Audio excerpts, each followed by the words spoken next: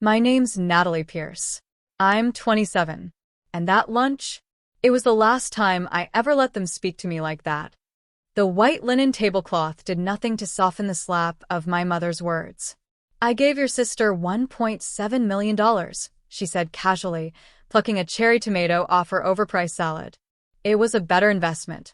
You're still finding yourself, right? Before we begin, drop a comment and tell us where are you from and from which city you're watching our videos? And after watching the whole video, don't forget to tell us what would you do in this situation? Be honest, tell me in the comments below. We read every comment. Let's begin. My hand froze midair over my iced tea.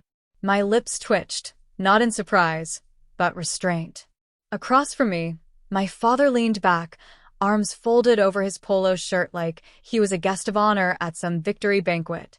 Some people just don't have the spark, he chuckled. No shame in that.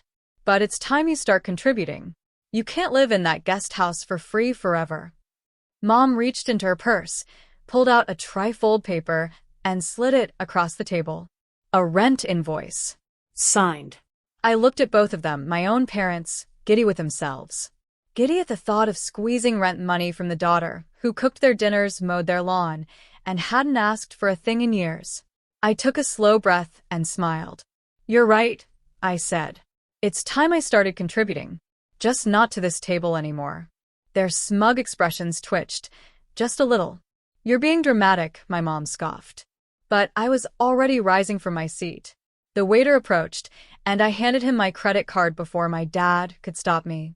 Put the whole meal on this, I said. It's the last one I'll be having with them.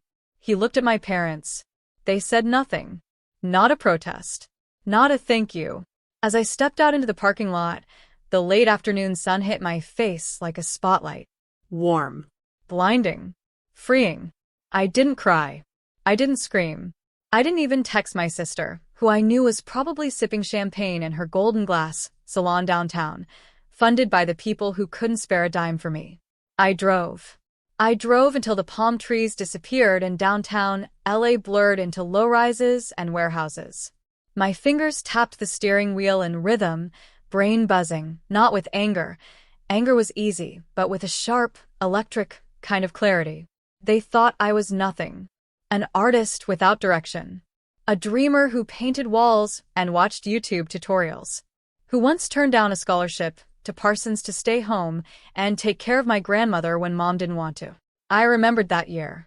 I remembered bathing Grandma, reading to her, watching her forget who I was day after day, while my sister vacationed in Santorini and my parents managed their investments. They said I had no spark. They were wrong. That night, I opened my laptop in my tiny studio apartment. The walls were bare drywall, but they were mine. The coffee was cheap, but it was strong. And the fire in my chest had never burned brighter. I pulled up the branding files I'd been designing for months. I'd been silent for too long, waiting for approval I never needed, holding my breath. But that night, I let it go. I bought the domain, designed the storefront, pulled every commission piece I had from the art accounts I ran anonymously. I scheduled my launch for Friday.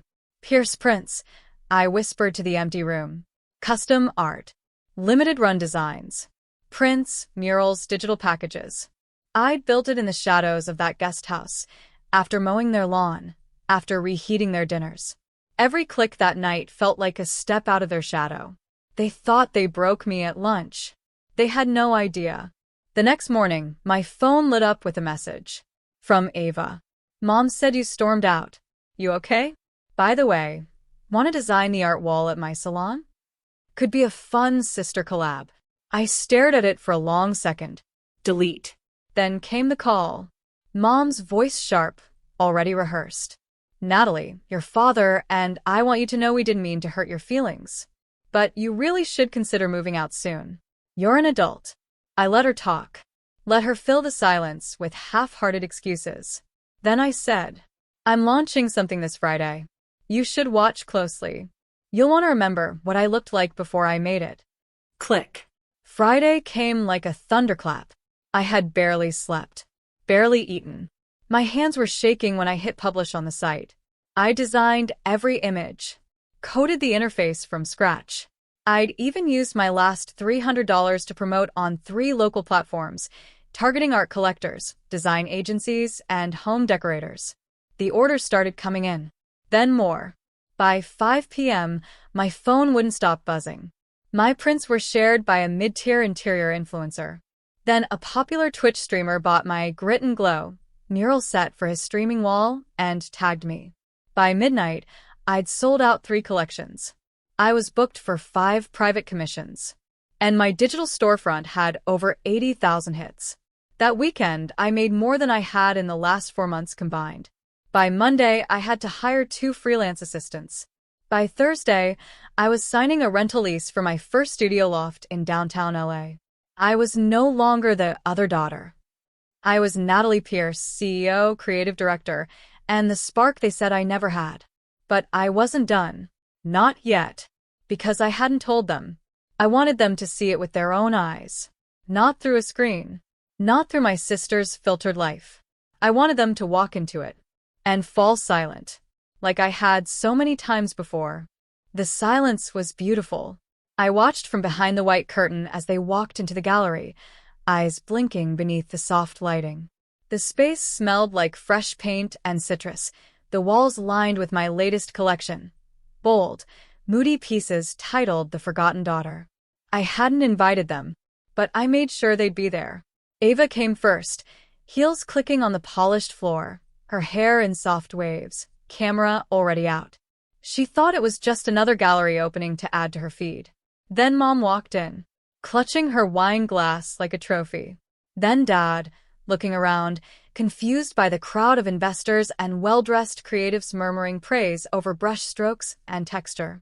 They didn't recognize the name on the massive wall decal at first. Natalie Pierce, feature artist and founder of Pierce Print Studio. But when the owner of the gallery, a sharp woman named Clarice, shook my hand and announced me over the speaker, the air left the room. Their faces dropped. I stepped onto the small stage in a sleek navy jumpsuit. Nothing too flashy, but elegant. Polished. Confident. Gone was the girl who once flinched at their jabs over dinner. I looked right at them and smiled. "Is this your show?" Mom asked later, cornering me near the display wall that held my best-selling collection. The one titled Table for One, featuring a woman dining alone while shadows laughed behind her. I didn't answer immediately. I let her look closer at the plaque beneath it.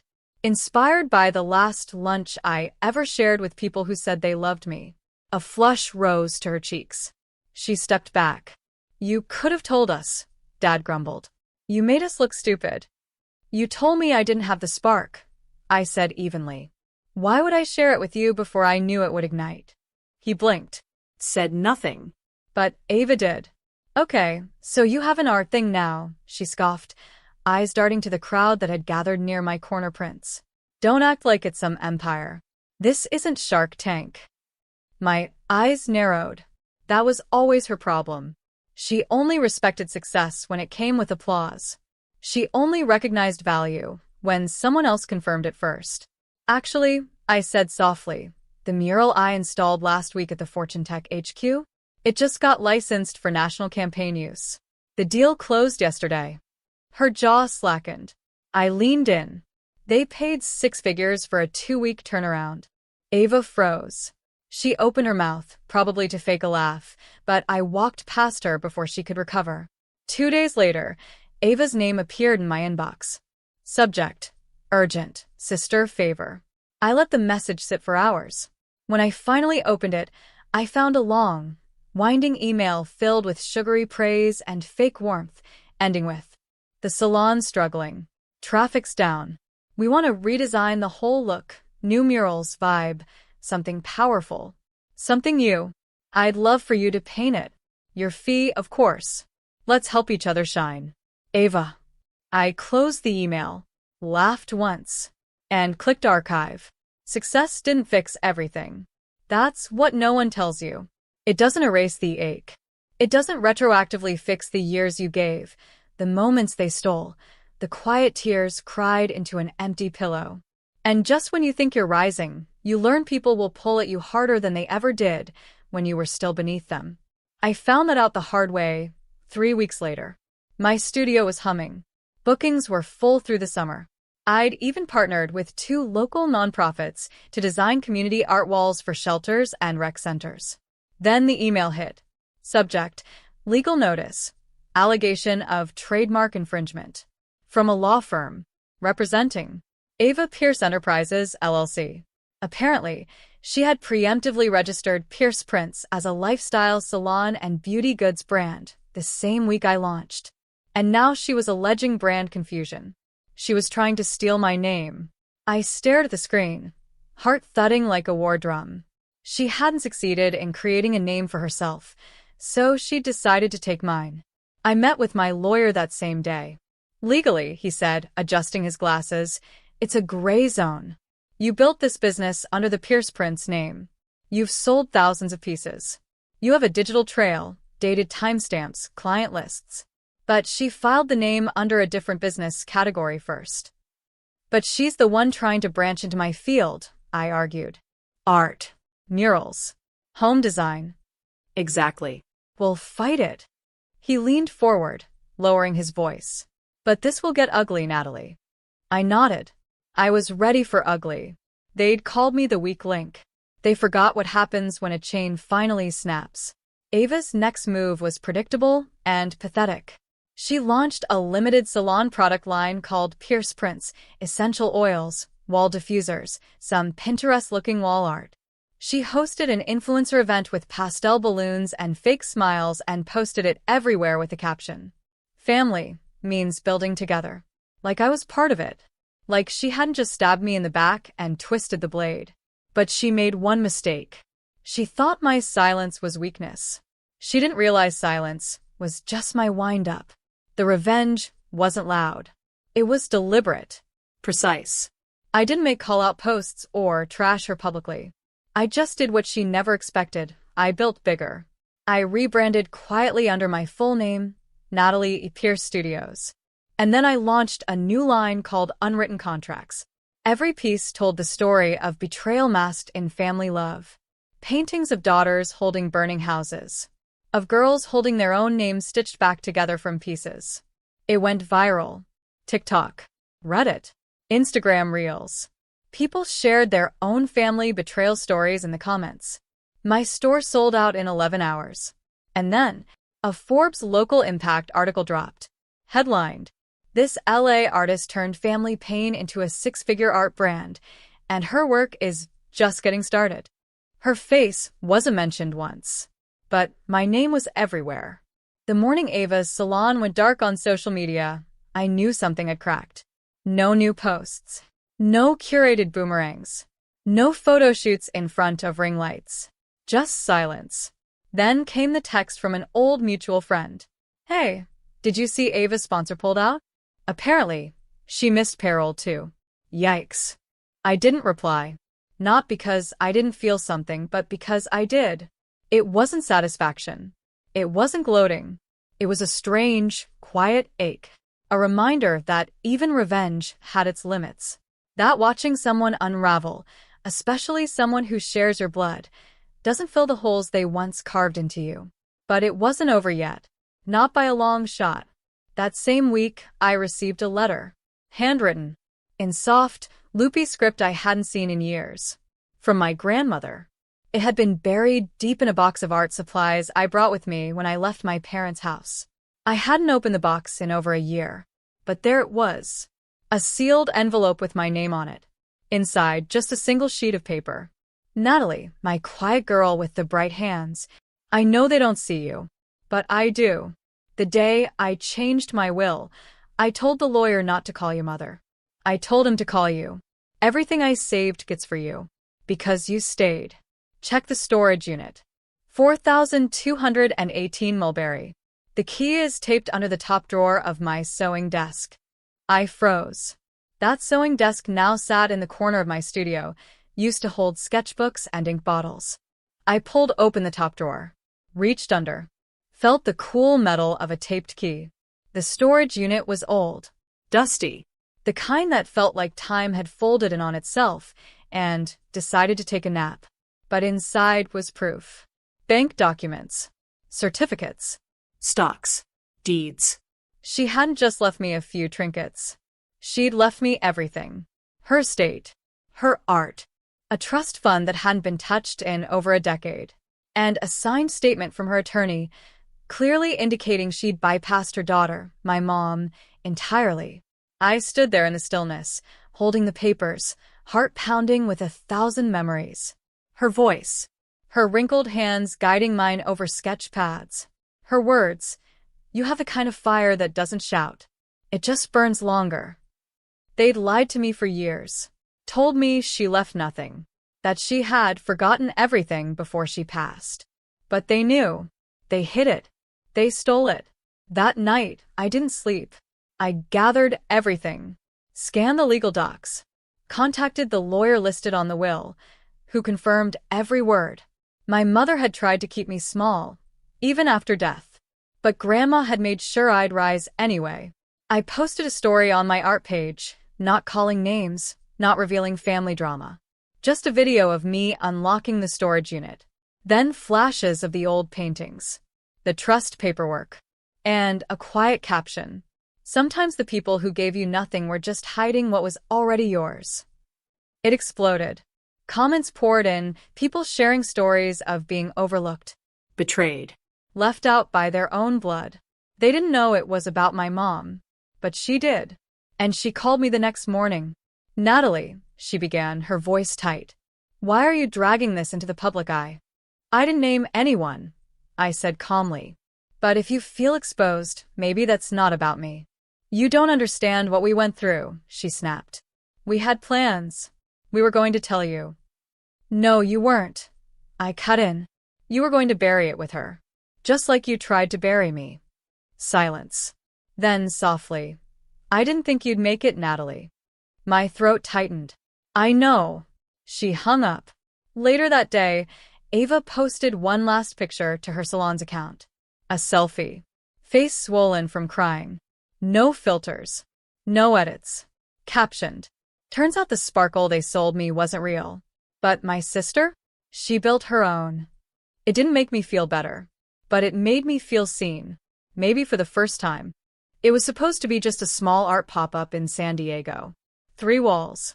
2 assistants. 1 truck. But somehow, it became the event of the month. People lined up outside the converted warehouse before the doors opened. Some had flown in. Others wore t-shirts with my designs printed from Etsy knockoffs. A few even cried while standing beneath my newest mural. Inheritance of Silence. A woman painting her own name over one that had been crossed out. By the end of the weekend, a talent agency offered to represent me. A home decor brand wanted licensing rights. And a Netflix producer asked if I'd ever thought about turning my story into a documentary. I told them I'd think about it. But deep down, I knew something else had shifted. I was no longer someone trying to prove herself. I was the proof. The moment I knew the world had changed was when Dad showed up. Unannounced. At my downtown studio. He didn't even knock, just stood outside the glass front doors like he wasn't sure if he belonged. I walked over, hesitant. He looked smaller. Paler. Less sure of himself. I saw the Forbes article, he said. I waited. And your grandmother's will. Your mom told me everything. Still, I said nothing. He sighed. I thought I was protecting you by toughening you up. My jaw tightened. You weren't protecting me. You were shrinking me. He didn't argue. Didn't defend himself. He just looked at the walls around us, at the murals, the sketches, the inspiration boards. She'd be proud of you, he said softly. Your grandmother. That hit harder than I expected. She already was, I replied. He nodded. Then something unexpected. He reached into his jacket and pulled out a box. A wooden one. I found this after she passed. Your mom never let me give it to you. Inside was a necklace. Simple. A gold pendant shaped like a paintbrush, small enough to be missed, heavy enough to matter. She bought it for you after you got into Parsons, he said. Said she'd give it to you on your first gallery show. I stared at the necklace for a long time. I didn't say thank you. But I didn't throw it away either. Days passed. Then weeks. And something strange began happening. Ava stopped posting completely. Instead, she started working. She showed up at small community events. Volunteered at mural installations. Didn't tag herself. Didn't beg for photos. Just worked. Quietly. One afternoon, she walked into my studio with paint on her jeans. "You're the reason I even picked up a brush," she said, not looking at me. I was so obsessed with being seen, I forgot what it meant to see. She handed me a file folder. Inside was a letter of withdrawal. She dissolved the business license under Pierce Prince. "Your name was never mine to take," she said and walked out. For the first time in years, I felt still. No noise. No proving. No chasing. Just presence. I poured myself into my biggest project yet, a gallery show titled The Blood That Didn't Bind. The pieces were raw, jagged, honest. Art about family and wounds and reclaiming identity. I invited Ava. And my father. But not my mother. That boundary stayed. She sent a bouquet anyway. I didn't send one back. On opening night, a girl approached me. Couldn't have been older than 19. She pointed to a canvas of a woman walking away from a burning table set for Thanksgiving. "I showed this to my mom," she whispered, "and told her I wasn't coming home this year." I blinked. She smiled. That painting gave me permission to stop shrinking too. In that moment, I realized the revenge was never the gallery, the money, the article, or the rebrand. It was freedom. Freedom from being small. From needing their approval. From explaining myself over and over to people who never really listened. And that was worth more than $1.7 million. 6 months passed. 6 months of creation, clarity, and silence. Not the painful kind. Not the one that made you wonder if you were invisible. This silence felt earned. Like peace. My brand was thriving. I had a small team now, young artists, mostly women, some queer, some from broken families. All of them brilliant. All of them overlooked at some point by someone who thought they weren't enough. Every time I walked through my studio, I saw pieces of myself mirrored in them. Their fire, their hunger, their quiet resilience.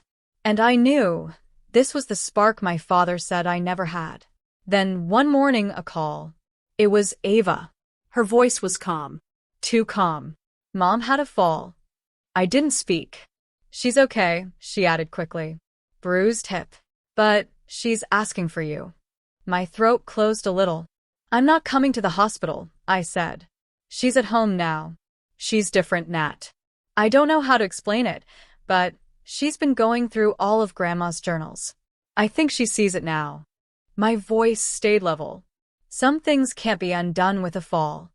"I know," Ava said softly. "But maybe they can be seen." 3 days later, I drove up to the house I once called home. Not to stay. Not to be welcomed back. But to reclaim the last thing I hadn't yet. Closure. Mom sat in the garden chair where Grandma used to knit, wrapped in a blanket. Her face looked older than I remembered. Less polished, more human. "Natalie," she said. I nodded. We sat in silence for a while. No words. No rehearsed apologies. Finally, she held something out. A folder. I read her journals. "All of them," she said.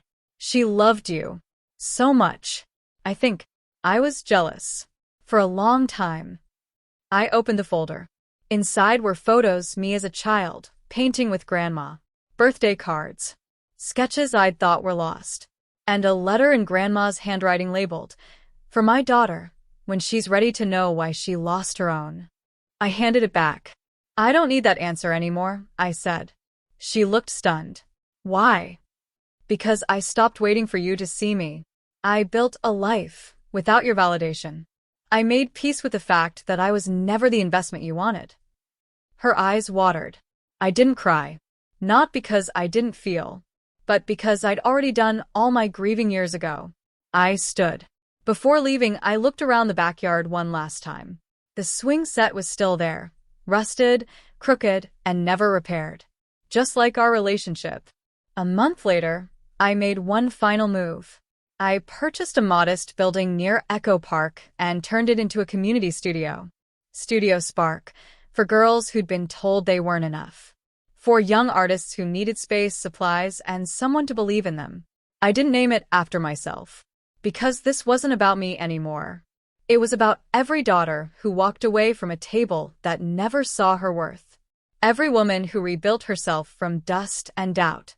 Every person who turned silence into fire. At the grand opening, my staff surprised me. They unveiled a mural on the back wall, one I didn't paint. It showed a girl, her face half in shadow, half in light. She held a match in one hand, and in the other, a mirror. Above it, a single phrase. "You were the spark all along." And just like that, I smiled. No more revenge. No more proving. Just power. And peace.